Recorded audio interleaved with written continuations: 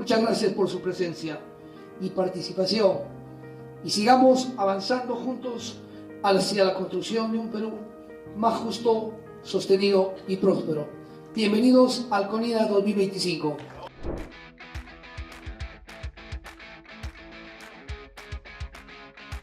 La economía peruana en 2020 literalmente se derrumbó, así como cuando uno tira una piedra. ¡Pum! Ese año, 2020, la economía, ¿saben cuánto creció? Creció menos 10%, 10.3, 10.4%.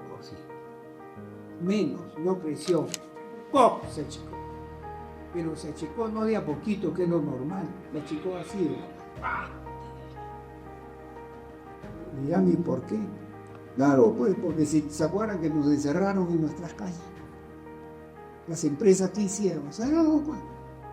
La mayoría. Y si las empresas cierran, las fábricas cierran, ¿qué produce? El 2020 la economía se cayó menos 10%. El 2021, ¿sabe cuánto crecimos? Más 13. O sea, fue reborde. Porque son crecimientos que no son normales. Rebotando. Entonces, por eso es que yo tomo el 2020 y el 2021 en mi cuenta, porque son años totalmente atípicos. Y si bien el año 2022, después del tremendo rebote, comenzamos a normalizarnos, lo que todo el mundo esperaba era, bueno, ya pasaste los momentos difíciles, como en una enfermedad, ¿no? Ya me sacaron de UCI y ya comenzó a restablecerme. Pero algo nos pasó en 2023, que se cortó. Ese proceso de recuperación, ¿Cree usted que las políticas públicas podrían administrar este riesgo climático y por ende no incidir en mayor medida, ¿no? Y sí, claro, en macroeconómicos, ¿no? Bueno, el riesgo climático no depende del gobierno de nadie. Lo que sí depende del gobierno es realizar acciones para evitar que el riesgo climático tenga efectos catastróficos. Es decir, no hacer metros que se caen o que sea una carretera a 1 metro del río. Es decir, el rol de las políticas públicas es evitar el riesgo climático, no se puede, no depende de la naturaleza, pero sí hacer acciones para que el riesgo climático no tenga un impacto catastrófico en el país. Más aún, la última estadística que preocupa, dicen que el 62% de los jóvenes que estudian en las universidades, profesionales o técnicas, el 62% terminan desempeñándose en otras cosas y no en lo que estudiaron. Eso es triste, lamentable. Terminan haciendo otras actividades y no para lo que fueron formados. Lo que nos llama a nosotros la preocupación como colegio profesional y el contacto que se hizo con las universidades es que tenemos que ver cómo cambiar en algo la historia para nosotros, probablemente de empezar a formar ya, digamos, pequeños empresarios, ¿no? Porque empleo para todo es bastante complicado cuando no hay inversión. Y la inversión privada es el que genera empleo. El Estado mayormente gasta en cuenta corriente, en sueldos y en cosas, ¿no? No genera proyectos de inversión que generan empleos. Esa es nuestra preocupación como colegio profesional.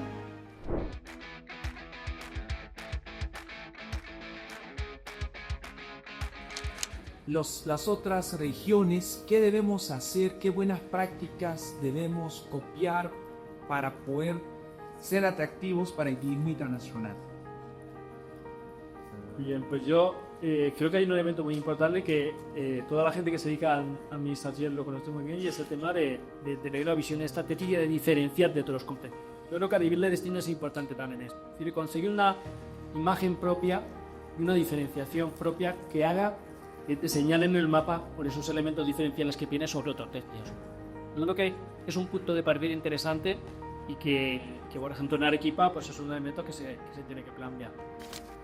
Porque el tema de la saturación, hay muchos turistas cada vez más que huyen de la saturación turística. Cuando haces una cola de más de 2 horas, empiezas a plantearte si merece la pena volver a ese destino o no.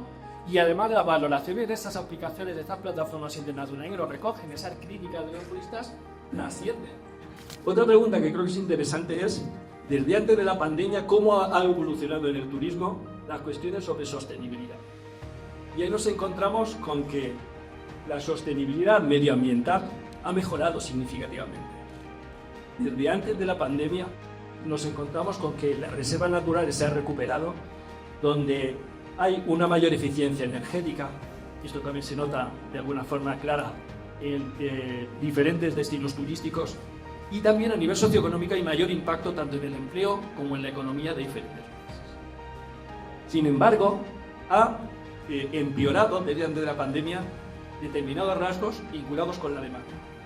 ¿A qué se refiere esto? Por ejemplo, a la concentración de turismo excesivo en determinados destinos.